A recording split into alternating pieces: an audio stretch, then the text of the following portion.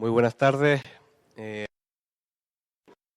A pesar de ser estos días del fin de semana que han sido lluviosos y ventosos y demás, nos parece que nos están dando una pausa para precisamente estar hoy aquí en el patio del Palacio de Carta, este magnífico inmueble de la ciudad de Santa Cruz de Tenerife, que ha sido por primera vez también una de las sedes del Festival Tenerife Noir, y por lo tanto también agradecer a la Sociedad de Desarrollo, que es quien gestiona este espacio, pues colaborar para que podamos desarrollar aquí parte de estas actividades.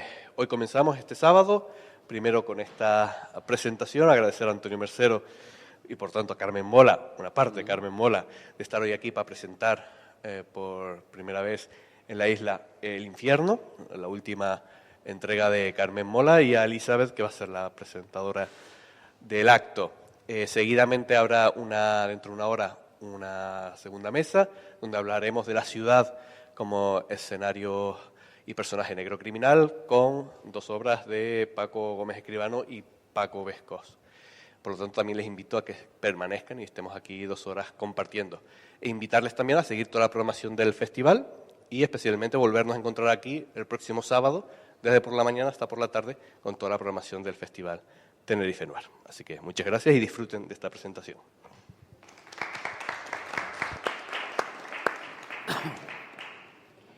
Buenas tardes a... Uy, ¿esto se escucha? ¿Se escucha? A ver. Buenas tardes y bienvenidos a todos y a todas a compartir con Antonio Mercero, con Carmen Mola, que siempre es un placer. Hace justo 2 años estábamos también charlando, en aquella ocasión estábamos con los compañeros y estábamos presentando el Premio Planeta La Bestia. Ahora volvemos a presentar El Infierno. Ustedes empezaron con Hard Boiled y ahora llevan 2 entregas de noir histórico. ¿Qué les pasó por el camino? Bueno, primero buenas tardes a todos. Disculpar a mis compañeros que no han podido venir. Los Mola generalmente vamos los 3 a todos los actos, algunas veces 2, porque uno falla y muy rara vez viene solo uno. Esto no suele pasar, pero esta vez ha tocado. Así que hoy me toca representar a mis compañeros también y contestar a más preguntas, porque lo bueno de ser 3 es que yo contesto y hasta 10 minutos después no me llega el turno de palabra. Ahora tengo que estar atento todo el rato, a ver si lo consigo, que ya no tengo capacidad de concentración, pero bueno. Pues tengo unas cuantitas preparadas. Tienes unas cuantas, bueno. No, pues sí, el Hard Boiled nos estaba divirtiendo, pero... no sé, nos daba un poco de cosa estar cayendo en uno de los riesgos que yo creo que amenazan al escritor, que es la autocomplacencia, ¿no? Que te sientes cómodo en un género, te salen bien las novelas y ya te quedas siempre ahí. Estábamos perdiendo, creo, un poco el sentido del desafío, ¿no? Cuando escribes, del reto. Y decidimos probar un género nuevo, el género histórico, con elementos de thriller, porque claro, cuando ya tienes lectores y seguidores en el policíaco, corres el riesgo de que les fastidia un poco que te salgas de ahí, porque lo que quieren es una de crímenes y de sangre. Entonces teníamos que meter un poquito de elemento thriller y por eso nos metimos en el thriller histórico, que es este género que está teniendo ahora un poco de predicamento. Bueno, y nos salió bien porque al menos nos dieron el Premio Planeta, entonces esto nos salió muy bien. Nos salió muy bien, sí. Entonces esto nos animaba a continuar un poco, ¿no? Hicimos entre medias Las Madres, la 4ª de Elena Blanco, otra policíaca contemporánea. Y ahora nos hemos metido con con El Infierno, otro thriller histórico, de nuevo en el siglo XIX, dando un salto de 32 años en ese Madrid revolucionario. Nos vamos a 1866 y nos vamos a la provincia de Cuba a contar qué pasaba en ese lugar opulento que estaba sustentado por la esclavitud, increíblemente, digo increíblemente porque es un dato poco conocido, que España fue una potencia esclavista en el siglo XIX. Eso no te lo cuentan en los libros de texto. Pero esto si sigues se salta. hablando, me vas a estropear todas las preguntas, entonces terminaríamos la presentación. Me quedo aquí, tienes razón, me quedo aquí. No quiero ser esos que tienes que tachar 7 preguntas con la primera respuesta. Esto es porque no están los otros para tú poder descansar. Lo acabas de decir, de nuevo en el siglo XIX. ¿Por qué les interesa tanto ese siglo? Bueno, nos parece que es un siglo muy interesante, la verdad. Es muy convulso, está lleno de acontecimientos, creemos, o yo creo que poco conocidos, más allá de la guerra de la independencia de los franceses y de la gloriosa. hay poco, no se hace mucha, no se detiene mucho el currículum escolar, ¿eh? O sea, el programa de estudios no se detiene mucho más en el siglo XIX, luego se van a la pérdida de las colonias del 98. O sea, casi te diría que son 1808, 68 y 98, ahí más o menos. Vale, y ya nos vamos al siglo XX, a la Guerra Civil. Pero no está muy contado y hay un montón de acontecimientos que nos parecen interesantes. Y una vez que hicimos La Bestia, nos gustaba enseñar. La Bestia era muy oscura. 1834 era un año muy oscuro, con epidemia de cólera, con guerra carlista comenzando, con un Madrid súper pobre y polvoriento y lleno de barro y de suciedad. Y nos gustó descubrir que en el 66 se estaba dando como el nacimiento de la bohemia, de la noche madrileña para divertirse. Empezaban los cafés cantantes, los teatros de variedades, el flamenco.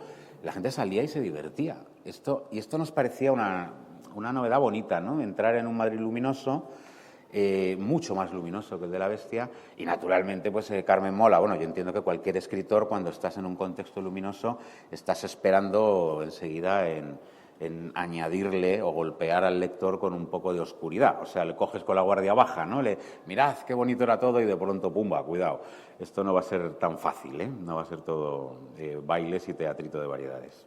Era un siglo muy conspiranoico. Si Sí. miras a tu alrededor, ¿qué ha cambiado o qué no ha cambiado?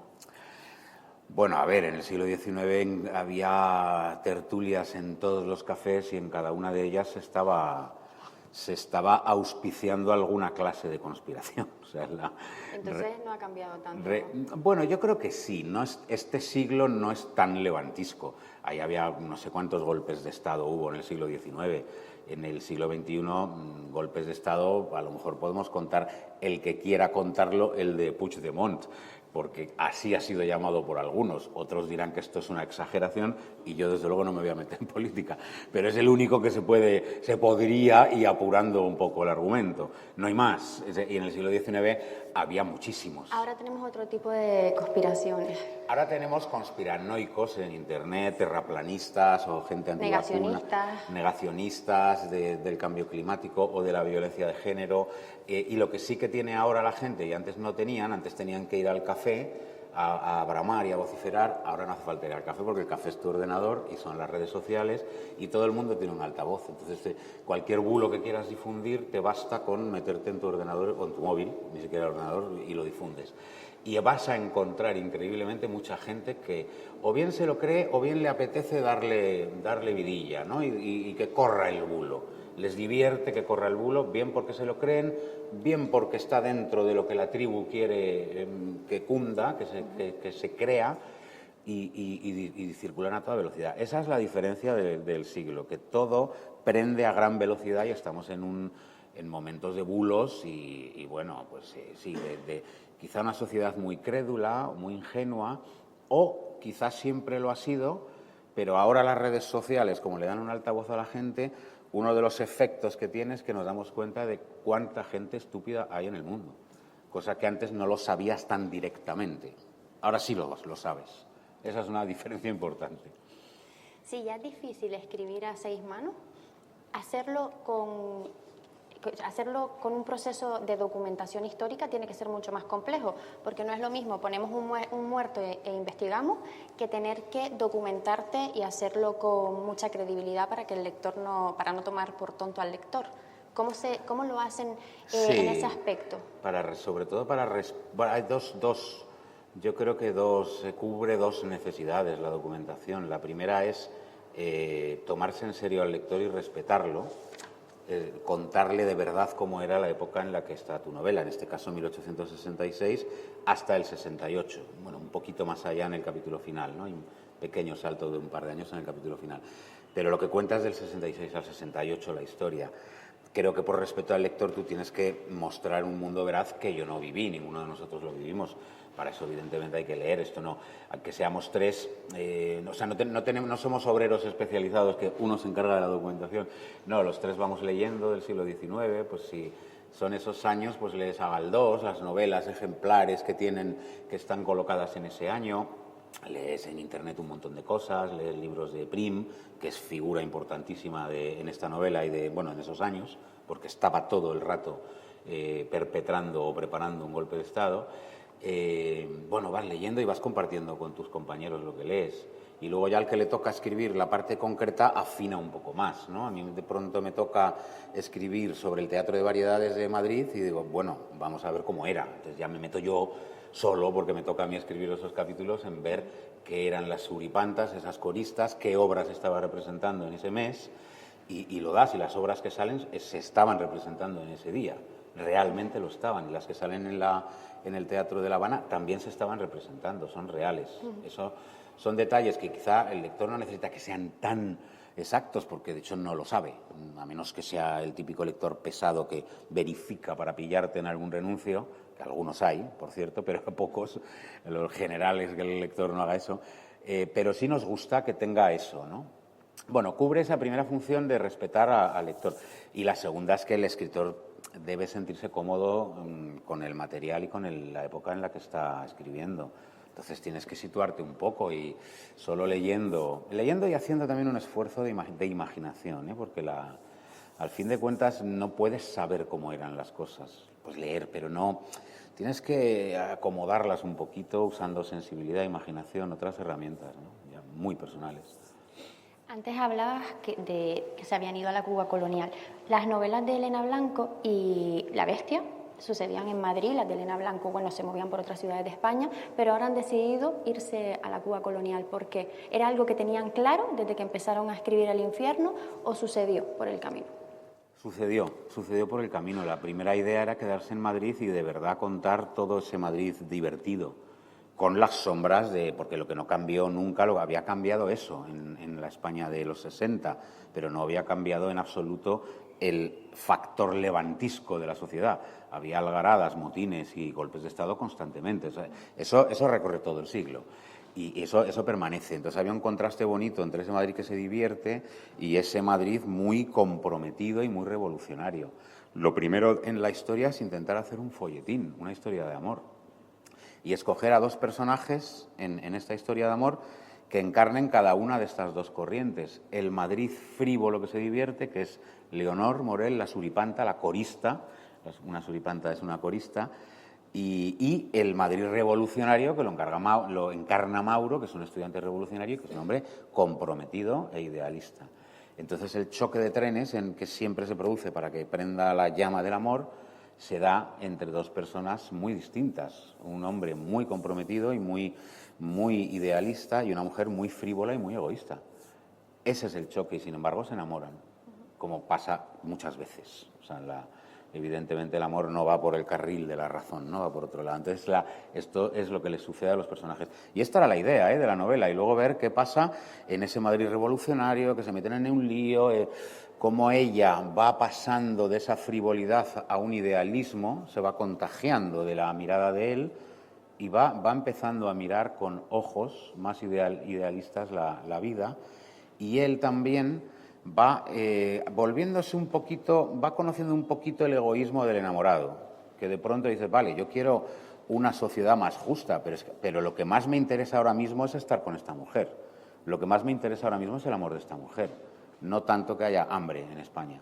De pronto hay un egoísmo que le visita, que es normal, porque cuando te enamoras se estrecha mucho la mirada. La mirada ya solo es para el objeto de tu amor. Ese era el plan inicial. En la documentación, de pronto, nos encontramos con Cuba y con la esclavitud, y con el dato este que te decía antes, pisándote 3 o 4 preguntas, que España fue una potencia esclavista. Y yo no lo sabía. Pues, conocemos todos la esclavitud de los campos de algodón del sur de Estados Unidos. Hay 1000 películas sobre eso. Yo no recuerdo ninguna película española que hable de la esclavitud española, ninguna.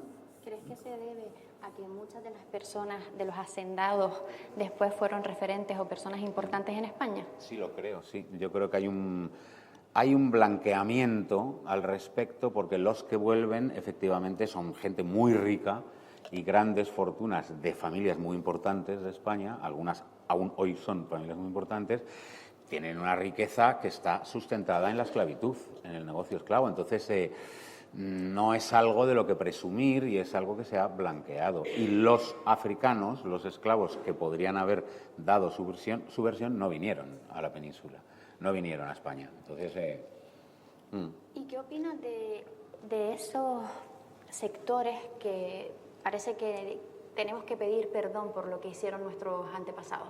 Bueno, no sé si nosotros tenemos que pedir perdón porque la responsabilidad se ha diluido un poco, ¿no? O sea, yo no me siento nadie, pues aquí se puede sentir individualmente responsable de la esclavitud o de la colonización de América, no que se dice mucho al respecto de la colonización de América. Sí, no sé, a mí me parece que más que pedir perdón, que a veces puede ser como un ejercicio un pelín retórico y facilón, me parece que es más importante, hacerse cargo de las cosas, hacer un repaso o revisión, en este caso, histórica, sin blanqueamientos tontos.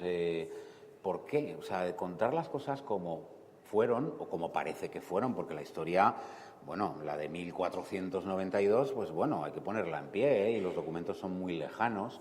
La de 1866 en Cuba no es tan lejana ya, y hay libros que documentan muy bien la esclavitud, y las torturas a los esclavos. Hay muchos libros que las documentan, y hay muchas cartas. Conforme estás más cerca, obviamente, de los años, más documentos tienes.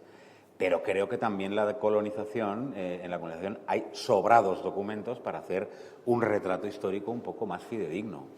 Eso es lo que yo creo que es importante, sin tonterías de historiadores de un bando y historiadores de otro bando, que parecen como niños pequeños, ¿no? Como si les fuera algo en el empeño. Nunca he entendido por qué la política se mete en el campo de la historia, del historiador, pero sucede. Esto sucede. Entonces, yo más que pedir perdón, me parece que lo que hay que hacer es una exposición histórica seria y responsable. La novela narra que había esclavos, esclavistas y abolicionistas. Ni los buenos eran tan buenos ni los malos tan malos, al final. No, claro, así es siempre, ¿no? Parece que nadie encarna la virtud en la vida. En las novelas a veces sí, hay un personaje que encarna la virtud. A mí no me gustan esos personajes paradigmáticos, ¿no? El paradigma de la valentía, de la justicia, de la moral. No me gustan porque yo creo que en la vida no existen. Son creaciones muy literarias, muy falsas, muy simples, muy simplificadoras de lo que a mí me interesa más como escritor, que es la increíble complejidad del ser humano. El antihéroe, ¿no? La increíble diversidad del ser humano, o sea, cómo cada uno, las zonas oscuras de cada uno. A mí eso es lo que me interesa. Entonces, si alguien encarna la virtud, a mí me empieza a interesar el personaje cuando le encuentro el lado oscuro, el talón de Aquiles, la grieta. Ahí me empieza a interesar el personaje. Hasta entonces no me interesa. Una persona que siempre es noble, muy bien, eso en la vida real está muy bien, pero en una novela yo quiero un poco más, ¿no?, de un personaje. Y hasta que no le veo el otro lado, no me interesa. La vida también, al final todos tenemos nuestras luces y nuestras sombras, en lo real y en la vida real también. Sí, eso creo yo. Entonces, en nuestras novelas nunca tampoco en las policíacas de Elena Blanco, los policías de la BAC no encarnan la virtud en absoluto. Son personas, traspasan líneas rojas en su trabajo y también en decisiones de su vida personal, constantemente. O sea, no encarnan la virtud.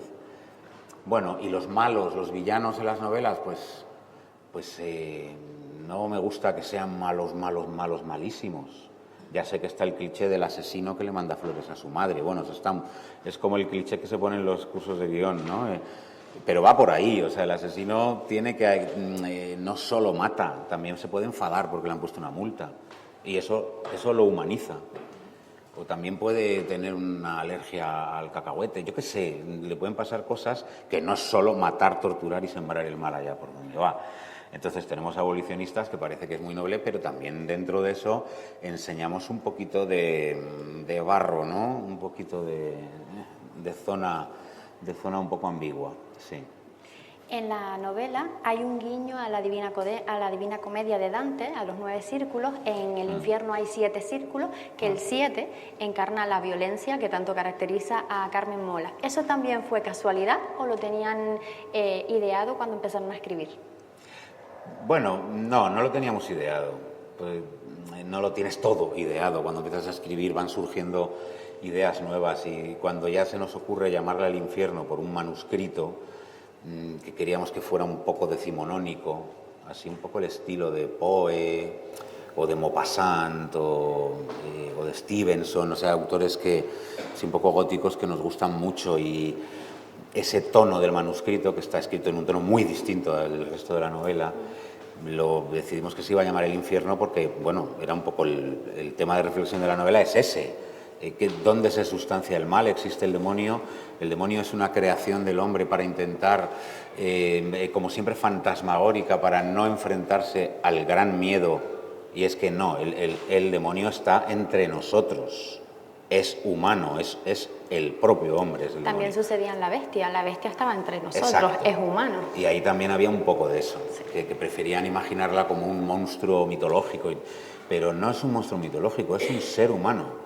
El infierno aquí, el demonio aquí es un ser humano. Bueno, ese es un tema de reflexión, y cuando a este manuscrito lo decidimos llamar El infierno, pues hombre, es inevitable acordarse de Dante, y decidimos que ese manuscrito, que antes era parte 1, no sé si había una fecha, lo que le antecedía, lo pusimos primer círculo, segundo círculo, para hacer este guiño a Dante. Que es verdad que son 9 los círculos del infierno de Dante, nosotros nos quedamos en 7 porque el séptimo es el de la violencia, el del asesino, el del loco, el del mal, y encaja más, creo, que con Carmen Mola eso, que el octavo, que son los defraudadores de impuestos, que ya nos parecía un poco más entrar ahí en territorios más bobos, ¿no? Entonces lo dejamos en 7. Pero ahí termina, ¿eh? El asunto Dante no va mucho más allá, sí, es un guiño. ¿Qué les llamó la atención en el proceso de documentación y cuando estaban escribiendo anécdotas, algo que les llamara la atención de la Cuba colonial? Bueno, lo que más llama la atención es el contraste, porque Cuba, La Habana, pasaba por ser la ciudad española más opulenta. Era donde estaban las fiestas más maravillosas, los mejores trajes, los mejores modistas, sastres, estaban ahí. Y era una ciudad de muchísimos contrastes, ¿no? Bueno, como cualquiera, pero ciudad de olores a frutas exóticas, al incienso de las iglesias católicas, a la pólvora de las salvas que lanzaban los cañones desde el baluarte, el olor a las cagadas de los caballos, porque estaba lleno de carruajes, de birlochos que iban de aquí para allá con los señores y señoras y señoritas de la sociedad, de la alta sociedad. Esos eran un poco los olores de esa ciudad, y hay que intentar como imaginarse, ¿no? Esos olores, nosotros lo intentamos, ¿no? En el texto. Y luego te vas al olor exuberante de la caña de azúcar y al olor del sudor de los esclavos que están allí trabajando. Esos son los olores que están también en la historia y que generan un contraste interesante. Debajo de esa opulencia está la esclavitud y la tortura, la mayor, no sé, aberración quizá contra un ser humano, porque todo lo que pasa en Cuba es como un espejo deformado de lo que está pasando en España. En España hay una crisis económica brutal y hay una lucha de clases ya muy fuerte en los años 60. La hay, y esto mete al país en varias revueltas.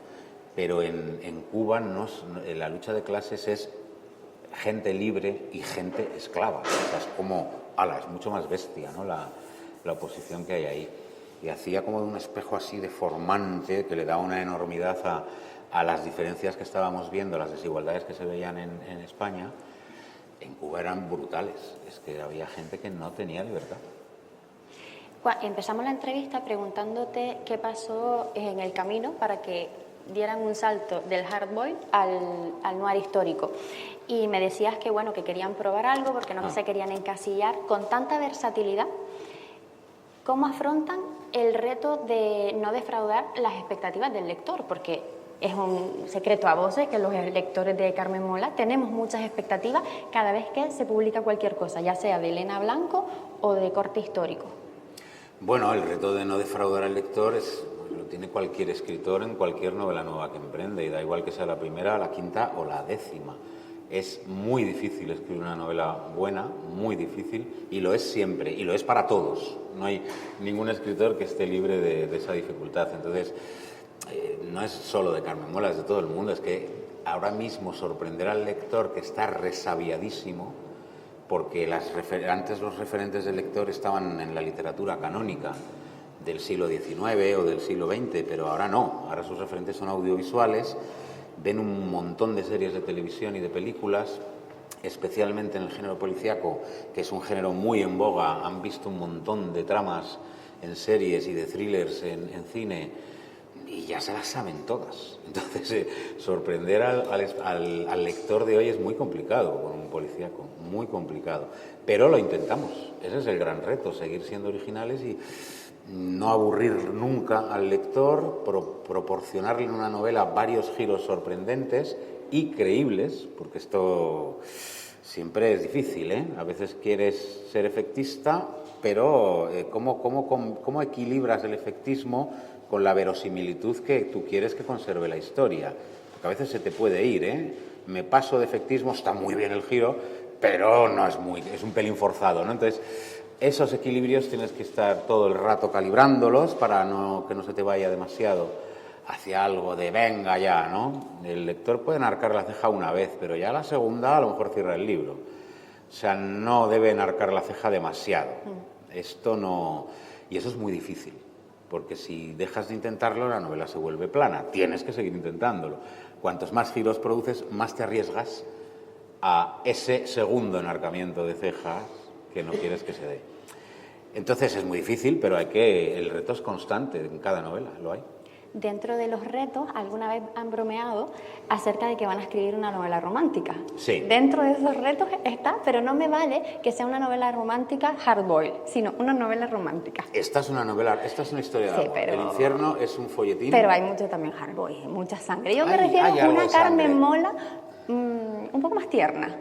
Pero la historia de amor en sí, o sea, que todo sea una historia de amor, bueno, puede ser la novela victoriana, decimonónica, puede ser que fueran un poco así, ¿no? Las de Jane Austen o George Eliot, Henry James también, eran historias de amor, sí, puede ser.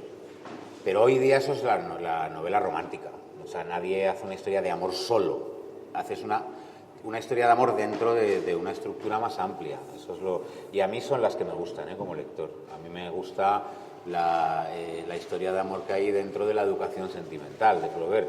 Pero ese libro habla de una revolución y está contándote una época y es un libro muy complejo y muy ambicioso. Nos vamos a quedar... Y a mí lo que más me gusta es la historia de amor. Pero es una parte pequeña del libro, pero para mí la que más resuena. Eso es lo que me gusta a mí, que la historia de amor esté dentro de una estructura más compleja. Entonces nos vamos a quedar con este tipo de romanticismo. Aquí hay una historia de amor dentro de una estructura más compleja, porque hay un retrato histórico de 1866 hasta la gloriosa, el golpe de Estado que le sale bien a Prim, el único, este sí le sale bien, y es una época muy interesante de España, aparte de que pone sobre la mesa el asunto del pasado esclavista de España, que creo que también, digamos que como elemento de denuncia está bien sacudir un poco las ingenuidades o las ignorancias de la gente y alguna que otra conciencia de paso. No está de más, no es que tenga la literatura que hacerlo de por sí, pero si lo hace no está de más, me parece que es un plus. En La Bestia también había una historia de amor. Había un par de ellas, sí. Había una muy bonita. Sí, había una muy bonita. Sí, y otra muy bonita, pero es de dos hermanas, pero también es una historia de amor. Al final son unos románticos. Sí que lo somos, claro que sí, somos unos románticos. Lo que pasa es que al final siempre pasa algo que lo estropea todo. Como en la vida y en el amor. Básicamente con menos sangre, pero un poco así. Sí, exacto. En el 2021 se publicó La Bestia, de corte histórico. En el 2022 Las Madres, de Elena Blanco. De la inspectora Blanco, en el 2023 Infierno, en el 2024 ya toca otra vez Elena Blanco. Sí, toca Elena Blanco, sí. En otoño sale la quinta de Elena Blanco, que va a ser el cierre de Elena Blanco. O sea, Eso te quería decir, porque ya en Las Madres Elena Blanco estaba y no estaba. Eso quiere decir que ya no vamos a tener más... Vamos a cerrarla ya en la quinta de Elena Blanco, porque yo creo que ya está bien. O sea, que estos personajes están ya muy baqueteados. Me acabo de poner triste. Ha sido muy intenso el viaje de estas cuatro. Entonces, ya sé que Fred Vargas, pues no sé si lleva 12 novelas de Adamsberg y Camilleri de Montalbano ni se sabe. O sea, hay realmente hay escritores que no se cansan de su personaje policíaco y los hacen como churros. Y podríamos hacer 12. Pero, bueno, Jorge siempre lo dice. Jorge dice que sabemos decir... Ahora, Las Madres ha convertido la serie de Elena Blanco en una tetralogía, aunque en las presentaciones muchas veces nos preguntan por la cuarta de la trilogía. Que yo digo, a ver, ¿cuarta de la trilogía? No, eso no se puede tolerar. Es una tetralogía y pentalogía y así. Y sabemos decir hasta dodecalogía, pero ya a partir de ahí no sabemos cómo se diría. La de 13, ¿cómo se diría? No tenemos ni idea. O sea, como mucho 12. Pero yo creo que lo vamos a dejar en pentalogía. Sí, y yo creo que es un buen momento para dar un final espectacular a Elena Blanco y a su gente. Y la novela la estamos escribiendo ahora. O sea... Un final espectacular en Sí. Elena Blanco me suena a que va a ser potente. Tú sabes que no se puede uno encariñar con ningún personaje. No, con ustedes no, ya me he dado cuenta. Yo no sé si los espectadores se esperaban esta respuesta. ¿Sí? Pues yo soy una ilusa que no pensé que fueran a hacerlo, pero bueno, hablaremos en petit comité sobre este resultado. ¿Nos puedes contar un poquito, aunque sea un poquito, el título, de qué va a tratar? Ya que es el final, como mínimo. Sí, el título es El Clan, que eso lo puede intuir cualquiera que haya leído Las Madres, porque se enfrentaban a una organización siniestra, poderosísima y muy misteriosa que se llama El Clan. Y aquí se llama El Clan, o sea, aquí ya vamos a saber qué es el clan, quiénes están detrás del clan y hasta dónde son capaces de llegar en el clan, que pues, son capaces de llegar muy, muy lejos, eso se puede adelantar. Y Las Madres termina en alto, que es un poco un esquema similar al que hicimos con La novia gitana, que terminaba en alto, el niño, ¿no? Y eso nos metía como de cabeza en la red púrpura, que es la segunda. Pues con Las Madres hace un poco así, hay un final en alto y nos mete eso de cabeza en el clan. O sea, es una continuación muy directa de Las Madres, muy directa, no hay paso de tiempo, es pumba, ¿qué ha pasado aquí? Y nada, pues nos vamos a meter en... el clan es una organización de gente muy poderosa. O sea, gente poderosa, quiero decir, estamos hablando del sistema, que es una cosa que decían mucho los de Podemos, ¿no? Usaban esa nomenclatura, el sistema, la casta. Bueno, pues ahí está la cosa, ¿no? ¿Quiénes son estas corrupciones protagonizadas por los que en teoría en un Estado de Derecho no te deben fallar? El juez, el político, estos no te deben fallar, ¿no? Pues, pero fallan sistemáticamente. Pues nosotros que nos hemos enfrentado, los Lavac, Elena Blanco, se han enfrentado a asesinos súper monstruosos, van a llegar a la conclusión de que el más monstruoso de todos es el sistema. Vale, ya está. Hasta ahí puedes leer, que te estoy viendo venir. Hasta ahí puedo leer, sí puedo leer. Esta pregunta no sé si te va a gustar, pero bueno, puedes maquillar la respuesta o ser sincero. ¿Están contentos con el resultado de la serie, de la novela, de La novia gitana? A ver, yo estoy descontento con el hecho de que el personaje de Elena Blanco, que tiene 50 años en la novela, en la primera, ahora tiene más porque ha pasado algo de tiempo, ahora tendrá 53 o 54, pero empezó con 50. Y a nosotros fue una elección muy deliberada, porque venimos del mundo del guión y del cine, y en este mundo es súper cruel, sobre todo para las actrices a partir de los 50. Ya no las llaman, hay que meter a una chica guapa. Y estamos hartos un poco de ver eso. Y ya era una elección muy deliberada, que nuestro personaje no era una película ni una serie, era una novela. Pero queríamos poner en valor y reivindicar la maravilla de tener 50 años en una mujer. Y bien, pues ahí está Elena Blanco. Y resulta que para hacer el personaje ponen a una de 40. Entonces, por lo de siempre, ¿eh? Porque yo estuve en el casting y todas las actrices de 50 años que hicieron el casting, algunas pruebas espectaculares de buenas, y todos decían, está muy mayor. Y yo decía, no está muy mayor, tiene 50 años, la edad de Elena Blanco. No, pero está más joven Nerea Barros. Pero Nerea Barros tiene 40. En la novela hay otra cosa que hacemos, que es una inversión de las historias de amor del hombre mayor con la joven. Aquí lo hacemos al revés, es la mujer mayor. Bueno, pues tiene una relación con un hombre 20 años menor que ella. 20 o 18. Tiene 32 creo que en la primera y ella 50. Ahora eso, como ella, Nerea Barros, tiene 40 años y el actor que hace de Zárate tiene 38, pues son dos personas de la misma edad. Se ha perdido eso.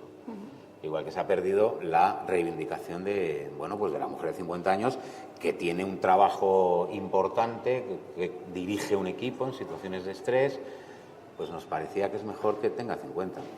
Bueno, eso se ha perdido con la elección de Nerea Barros, que por otro lado es buena actriz, ¿eh? No me meto con ella, pero sí me meto con la elección. Eso ya no me gusta. Y luego hay cosas que tampoco me gustan en el casting. Me gusta que Paco Cabezas, el director, ha trasladado la oscuridad de la novela, que es muy oscura, la novela gitana, la ha trasladado a la serie, porque en televisión se suele endulzar un poco todo, por aquello de que es que si no el espectador, tal, se ponen muy paternalistas con el espectador. Y yo no quería que eso pasara, porque, bueno, es oscura, pues es oscura. Nosotros nunca nos hemos puesto paternalistas con el lector, nunca. Nunca hemos pensado, uy, esto les va a impresionar. No, el lector es adulto y ahí sabrá si le gusta o no le gusta. Y al lector le gusta. Al lector le gusta, la dureza.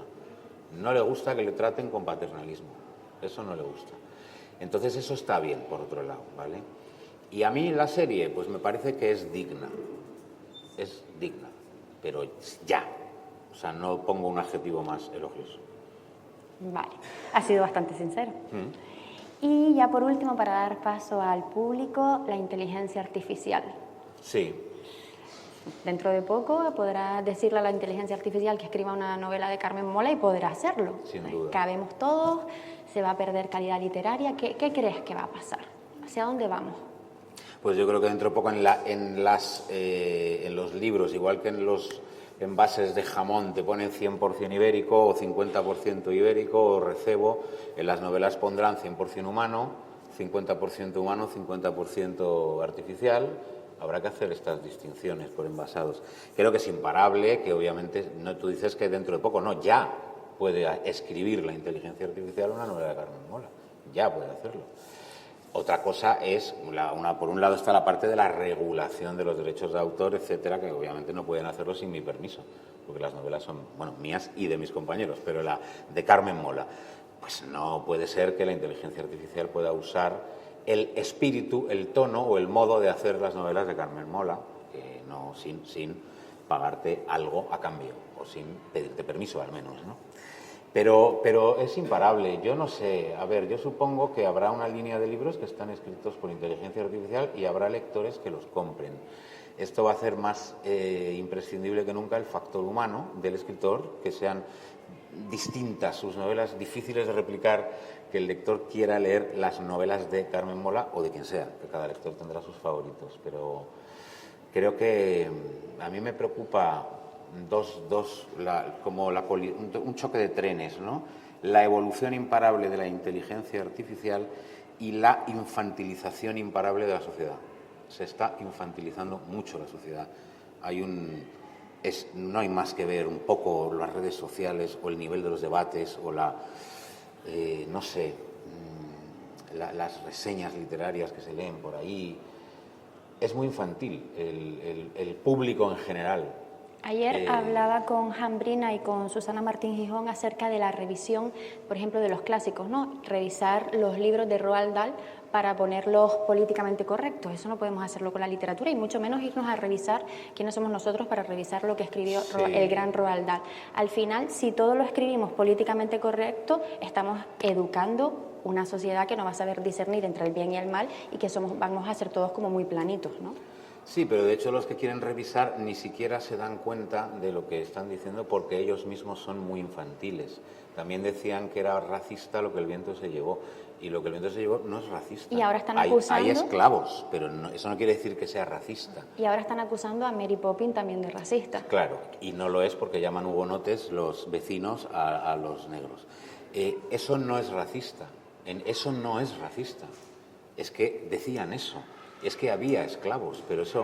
O sea, quiero decir que los que sostienen que es racista lo que el viento se llevó o que es racista Mary Poppins son personas muy infantiles, muy poco inteligentes, que no están usando el espíritu crítico.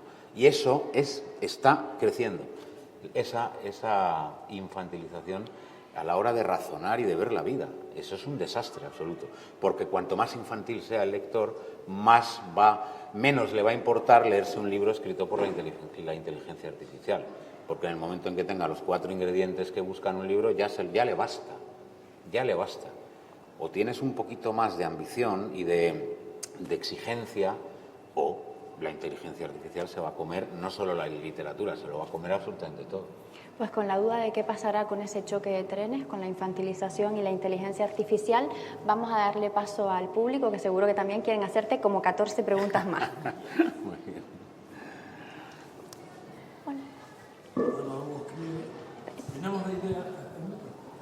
Bien.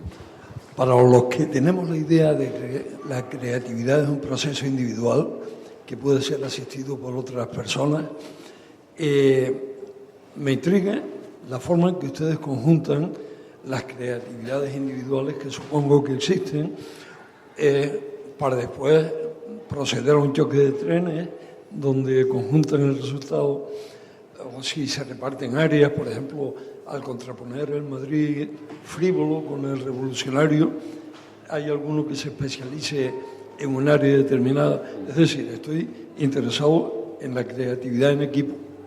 Sí, vale, eso intriga mucho, lógicamente, porque el mundo del escritor y de la literatura es como, ¿no?, el imperio del autor, figura sacrosanta en su torre, lanzando su mirada sobre el mundo, ¿no? Y nosotros hemos derribado esa figura claramente, porque esto es un proyecto de autoría colectiva. Aquí lo interesante es que es un proyecto de autoría colectiva aplicado a la literatura. La autoría colectiva es común en la música. Los Beatles es un proyecto de autoría colectiva, claramente. En la pintura ha sido durante los siglos autoría colectiva. Hay cuadros que son del estudio de Rafael. Bueno, pues es que del taller, es que de mucha gente que ha ido pintando. El cine, sin duda, es un proyecto colectivo y una serie de televisión también lo es. En una serie de televisión tú ves 8 capítulos de una temporada que están escritos a lo mejor por 4 o 5 guionistas diferentes y eso no se nota. El espectador ve la primera temporada y le encanta y no dice, el capítulo 5 y el 3 parecían escritos por manos diferentes. No lo notas. Es un proyecto también de autoría colectiva. No lo es, en cambio, por lo general, la literatura. Esto es lo novedoso aquí. Pero en realidad para nosotros no es tan raro porque venimos del guión. Y el guión se hace, la serie la escriben 4 o 5 guionistas, 4 o 5 escritores, que se reúnen, que discuten todo al detalle y luego dicen, tú haces el capítulo 1, tú el 3, tú el 7. Nosotros decimos, tú escribe el primer tercio, tú el segundo y tú el tercero. 3 tercios, ¿vale?, consecutivos. Yo no puedo hacer capítulo 1 al 22 porque eso sería un galimatías, pero yo hago del 1 al 25. Agustín del 26 al 50, Jorge del 51 al 75. Eso sí, hacemos esos capítulos que están pactados al detalle, ¿eh?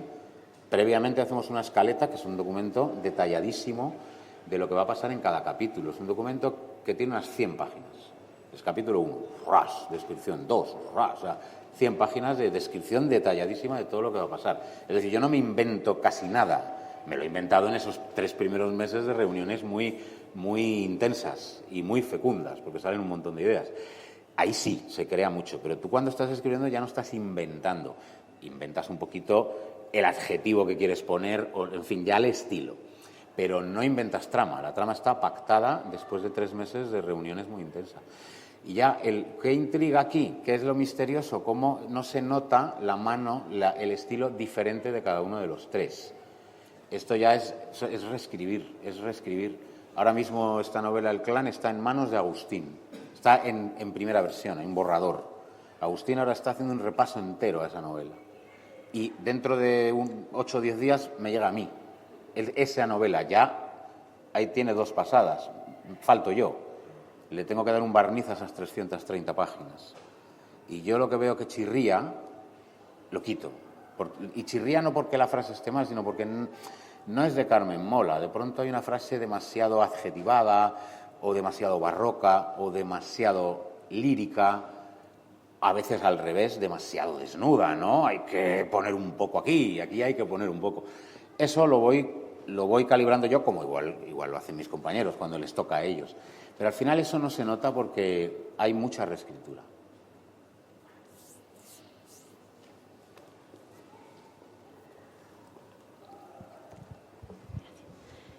Yo tengo dos preguntas, una sobre el infierno y otra sobre Elena Blanco, si Vale. se me permite. Sí, sí, sí. Vale. Antes dijiste al principio de todo, me pareció entender, como que cuando se empezaron a escribir en su momento La Bestia o esta, se fueron a la época más histórica, me pareció entender como que dijiste que la trama criminal la metieron un poco por mantenerse fieles al lector original de Carmen Mola, que un poco es lo que espera de ustedes. ¿Se quedaron con las ganas de una histórica más pura o de eliminar directamente la parte criminal de la historia y dedicarse más a la trama histórica, como de por sí? Yo no me quedé en La Bestia con las ganas de hacer eso. Me parecía que la decisión estaba bien tomada. Queremos llegar a más lectores, pero sin perder a los que tenemos. Es decir, lo queríamos todo. A veces no se puede tener todo, ¿no? Pero se podía intentar. Vamos a mantener a nuestros lectores que esperan crímenes, pero vamos a intentar aumentar. Vamos a intentar incorporar a los amantes de la novela histórica, que hay muchos también. Y hay mucha gente que nos ha descubierto gracias a La Bestia. Y han entrado en las otras y les han gustado, y no habrían entrado de no existir La Bestia. Yo creo que esa decisión está bien tomada y yo creo que en La Bestia el equilibrio entre lo histórico y el thriller funciona bien. Funciona bien. En El Infierno, que jugamos un poco a lo mismo, nos ha resultado más difícil hacer esa mezcla, en mi opinión. A lo mejor mis compañeros tienen otra. En mi opinión está un poquito más forzada la parte del thriller aquí que en La Bestia. Aún así creo que es una buena novela y tiene, creo que la escena o el capítulo más negro y más terrorífico que ha escrito Carmen Mola, esta novela, El Infierno. O sea, que es una novela que merece la pena leer y que está lograda, pero yo detecto que está un poquito forzada la mezcla, que tiene que tener crímenes porque sí, porque si no, no es Carmen Mola, y a veces digo, pues igual estaría mejor que no estuvieran. Esto yo te lo reconozco. Y respecto a la de Elena Blanco, la serie, ahora que ya están en proceso del final, que has hablado del clan, de los malvados realmente que están por ahí arriba, no íbamos a meternos en spoiler, cuando empezaron la historia de Elena Blanco, esperaban o tenían una idea de hacia dónde iban a terminar, o se han ido metiendo en berenjenales episodio a episodio, para decirlo de alguna manera? Nos hemos ido metiendo en berenjenales de entrega en entrega, cada vez en un jardín más tupido, diría yo. Pero es así siempre. En las series de televisión es así también. Entonces, la primera temporada dices, ostras, y si hay una segunda, ¿por dónde tiro? Y siempre hay alguien que dice, bueno, qué maravilla tener que pensárselo, porque eso significa que ha tenido éxito y nos han encargado la segunda. Pues ya lo veremos. Y al final, efectivamente te la encargan y te tienes que devanar los sesos para encontrarle la continuación. Bueno, es así. Aquí no teníamos ni la más remota idea de dónde íbamos a terminar. Nada. Se ha puesto a llover, ¿no? Uy. Sí.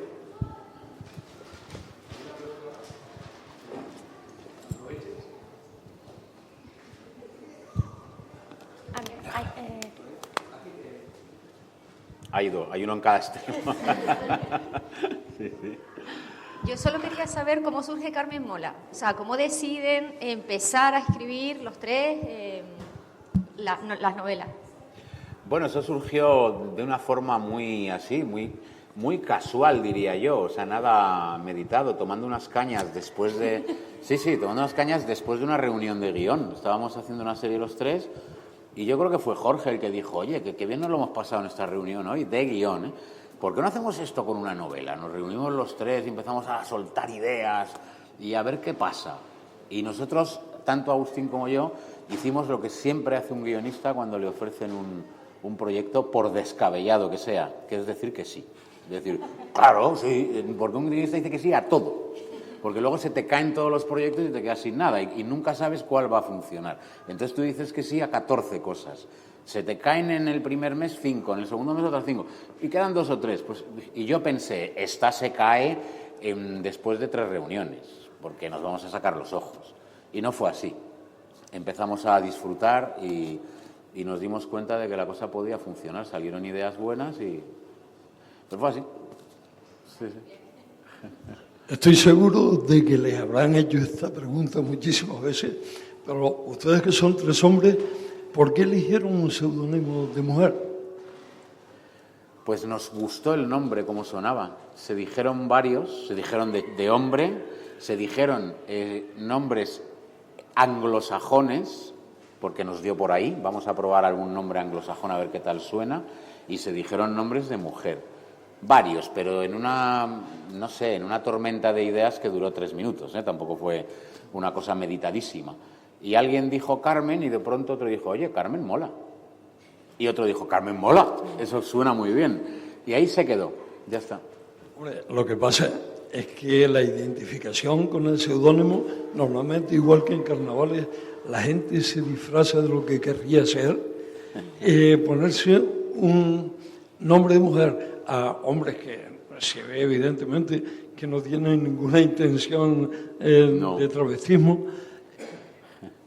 Ni de parecer una mujer en el tipo de literatura que proponíamos o del estilo escribiendo. No, nos gustó el nombre, simplemente. Carmen Mola nos parecía un buen nombre.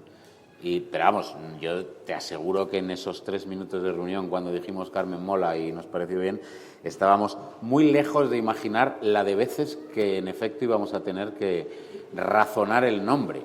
Y a mí me da pena que la explicación sea tan tonta. Me gustaría decir que yo tengo una abuela que se llamaba Carmen o una tatarabuela y que no pudo escribir porque la sociedad se lo impedía. Entonces es un homenaje a mi tatarabuela, pero no, que sería más bonito como historia. No es ninguna explicación tonta, es una maravilla. Es decir, hemos hecho lo que nos ha dado la gana porque quiero y puedo. Me parece muy bien, enhorabuena. Nos gustó Carmen porque es un nombre muy español, porque suena bien, porque se pronuncia igual en todos los idiomas, porque ya teníamos idea de que íbamos a traducir al extranjero. Y Carmen se pronuncia igual en todas partes y se entiende muy bien. Y ya está.